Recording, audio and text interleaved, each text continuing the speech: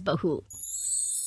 बचपन का शौक समझ निक्की के घर वाले उसका एडमिशन फेंसिंग कोचिंग में करा तो देते हैं, पर कुछ सालों बाद वही शौक जब उसका जुनून और सपना बन जाता है तो सब उसके खिलाफ हो जाते हैं। और लड़की के हाथ में तलवार दो ना, अब मैडम तलवारबाज बनना चाहती है।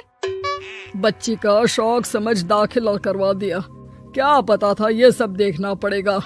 अरे बहुत हो गई तलवारबाजी, आज से तू सिर्फ रसोई और बेलन देखेगी। पर मम्मी पापा, फेंसिंग भी फुटबॉल और क्रिकेट की तरह एक स्पोर्ट है। थोड़ी और प्रैक्टिस के बाद मुझे स्टेट, फिर नेशनल और फिर इंटरनेशनल खेलने का मौका भी मिल सकता है। निक्की की बात से भड़के हुए घर वाले आगे कुछ सुने या समझे बिना उसके घर में रहने का ऐलान कर देते हैं, जिसके कुछ हफ्तों बाद निक्की की आयुष के साथ शादी हो जाती है। ससुराल पहुंचने के कुछ दिनों बाद बहुत हिम्मत के साथ निक्की फिर वही फरियाद लिए इस बार अपनी सास के पास जाती है। मम्मी जी, क्या मैं कोचिंग दोबारा शुरू कर सकती हूँ? कैसे कोचिंग? तेरे मम्मी पापा ने तो हमें किसी कोचिंग या पढ़ाई के बारे में नहीं बताया। वो पढ़ाई नहीं, फेंसिंग की कोचिंग है। अरे देख, अपने अंग्रेजी के बड़े बड़े शब्द ना मुझसे ना बोला कर, सीधे सीधे बता कि ये फेंसिंग है क्या। मम्मी पापा के साथ अपने एक्सपीरियंस के बाद निक्की कोई रिस्क ना लेते हुए सास से झूठ बोल मंजूरी ले लेती है, और इसी के साथ निक्की के सपनों की दुनिया शुरू हो जाती है, जिसमें अब वो सुबह उठ जल्दी जल्दी घर का सारा काम खत्म करके ज्यादा से ज्यादा समय अपनी फेंसिंग प्रैक्टिस में बिताने लगती है। इसी तरह महीने बीत जाते हैं। वाओ, आई कांट बिलीव, जो सपना एक बार नामुमकिन लग रहा था, आज मैं उससे सिर्फ 2 हफ्ते दूर हूँ। निक्की, तुम बहुत अच्छा कर रही हो, बस अपने फॉर्म को खराब मत होने देना, और नेशनल्स का मेडल तुम्हारे गले में आना पक्का है। इस बात को सुनकर निक्की नेशनल गेम की खुशी में झूमती हुई जैसे ही उस शाम घर पहुंचती है तो आयुष को पैर में प्लास्टर के साथ सोफे पर बैठा देख परेशान हो जाती है। ये क्या, कैसे हुआ? किसी ने मुझे फोन क्यों नहीं किया? ऑफिस से आते हुए रास्ते में किसी ने टक्कर मार दी, इसलिए बहू कल से इसके ठीक होने तक तू कोचिंग से छुट्टी ले ले, डॉक्टर ने पूरा बेड रेस्ट बोला है। पति की हालत और सास की बात से हैरान परेशान निक्की आगे कुछ बोले बिना अपने कमरे में चली जाती है। अब मैं क्या करूंगी? दोनों तरफ मेरी जिम्मेदारी है, अगर एक भी पूरी नहीं की तो लाइफ में दोबारा सुकून की सांस नहीं ले पाऊंगी। सच बता दूं क्या? नहीं, अगर इन्होंने भी घर में कैद कर लिया तो बचा कुचा मौका भी खो दूंगी। भगवान, आपने मुझे कहाँ फंसा दिया। मन ही मन ये सब सोचते हुए निक्की घर के काम और पति की सेवा में लग जाती है। इसी तरह 1 हफ्ता बीत जाता है। बहुत सोचने के बाद भी जब कोई दूसरा रास्ता नहीं दिखता तो निक्की सबको फेंसिंग की सच्चाई बताने का फैसला करती है और सास और पति के पास आती है। मम्मी, आयुष, मुझे आप दोनों से एक बात करनी है। तुम्हें भी मम्मी की तरह गैस हो गई है क्या? तू भी बूढ़ी औरत की मजाक उड़ा ले। एक दिन जब तेरे बच्चे तेरा मजाक उड़ाएंगे ना तो मैं भी उनके साथ बैठकर हंसूंगी। घर का ये हंसता खेलता माहौल देखकर निक्की आगे कुछ बोल ही नहीं पाती। तभी गोलियां चलने की आवाज सुनकर सब डर जाते हैं और कुछ आतंकवादी घर में घुसकर सबको बाहर निकाल देते हैं, जहां उनके एरिया के बाकी सब लोग भी इकट्ठा होते हैं। कोई किसी भी तरह के होशियारी नहीं करेगा, हमें बस कुछ समय के लिए चुप रहने की जगह चाहिए, इसलिए अगर तमीज में रहोगे तो जिंदा बच जाओगे, और अगर मरने का ज्यादा मन हो तो अपना सीआईडी वाला दिमाग चला सकते हो। डर की वजह से कोई इसके आगे कुछ नहीं बोलता। कुछ घंटे इसी तरह आतंकवादियों की कैद में बैठे रहने के बाद निक्की की सास गुस्से में चिल्लाने लगती है। अरे तुम कल मुँहों को आम लोगों को परेशान करने के अलावा और कुछ नहीं आता क्या?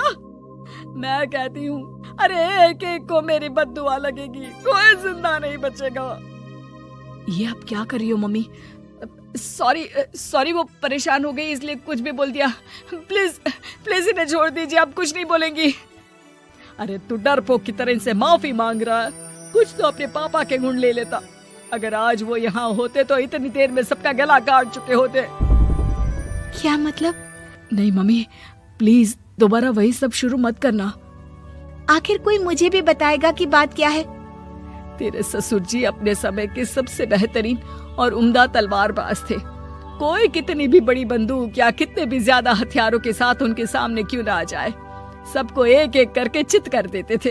वाह, ससुर जी और क्या क्या करते थे? निक्की का इंटरेस्ट देख सास उसे ससुर जी और उनकी तलवारबाजी की कहानियां सुनाने लगती है, जिन्हें बहुत देर तक सुनने के बाद अपने आप को रोक ना पाते हुए निक्की आखिर उनसे तलवार के बारे में पूछ ही लेती है। मम्मी जी, क्या पापा जी की वो तलवार आज भी आपके पास है? अरे इन्होंने अपने बेटे से ज्यादा उस तलवार से प्यार किया है तो फेंक कैसे देती, संदूक में संभाल कर रखी है। आयुष की बात सुन निक्की की आंखें चमक उठती हैं और वो सब कुछ भूल तलवार निकालने की बात कर बैठती है, जिसे सुन बाकी दोनों की आंखें फट जाती हैं। क्या बोला, जरा फिर से बोल। क्या कहानियां सुनकर तुम भी अपने आप को झांसी की रानी समझने लगी? यही समझ लो कि तुमने झांसी की रानी के साथ ही शादी की है। ओ मोहतरमा, जरा सपनों की दुनिया से बाहर निकल आओ और शांति से बैठ जाओ, आई बड़ी झांसी की रानी बनेगी। माहौल की गंभीरता और सास आयुष का रिएक्शन देख निक्की के पास उन्हें सच्चाई बताने के अलावा और कोई ऑप्शन नहीं बचता, इसलिए वो बिना कुछ सोचे समझे और देर किए उन्हें पूरी सच्चाई बता देती है, जिसे सुन दोनों भौंचक्के रह जाते हैं। और इसी के साथ अगले हफ्ते मुझे नेशनल्स खेलने का भी मौका मिला है, भरोसा कीजिए मैं कर सकती हूँ।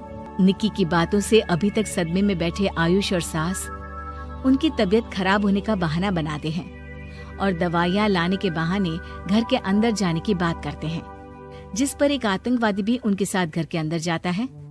निक्की दवाइयाँ लेने के बाद बाथरूम का बहाना बनाकर सास के कमरे में पहुंच जाती है। अब क्या बाथरूम भी साथ चलोगे? यही कमरे में रुको। 5 मिनट में बाहर नहीं आई तो अंदर आकर सारी गालियां सिर में उतार दूंगा। निक्की बाथरूम के अंदर चली जाती है। अब क्या करूं? तलवार कैसे निकालूं? मुझे किसी भी तरह इससे छुटकारा पाना होगा। सोच निक्की, जल्दी कुछ सोच। कुछ देर परेशान बाथरूम में इधर से उधर घूमने के बाद निक्की की नजर फर्स्ट एड बॉक्स पर पड़ती है और वो तुरंत उसमें से कैंची निकालकर उसे छुपाते हुए चुपचाप बाहर निकल आती है। हो गया तुम्हारा सारा नाटक खत्म, अब चुपचाप ये दवाइयाँ उठाकर बाहर चलो। ऐसा बोलकर जैसे ही आतंकवादी मुड़ता है, निक्की तुरंत उसकी गर्दन पर कैंची से वार कर देती है और उसकी बंदूक हाथ में लिए संदूक से तलवार निकालने लगती है, जिसके कुछ देर बाद वो घर के पीछे वाली खिड़की से बाहर निकलकर छुपकर एक एक करके सब आतंकवादियों पर वार करके उन्हें घायल कर देती है। अब सारे पब्लिक की कैद में आ जाते हैं। ये सब देखकर आयुष और सास के साथ सारे लोग दंग रह जाते हैं। सास का सर गर्व से ऊंचा हो जाता है। मेरी बहू सिर्फ नेशनल्स नहीं, इंटरनेशनल भी खेलेगी। हाँ।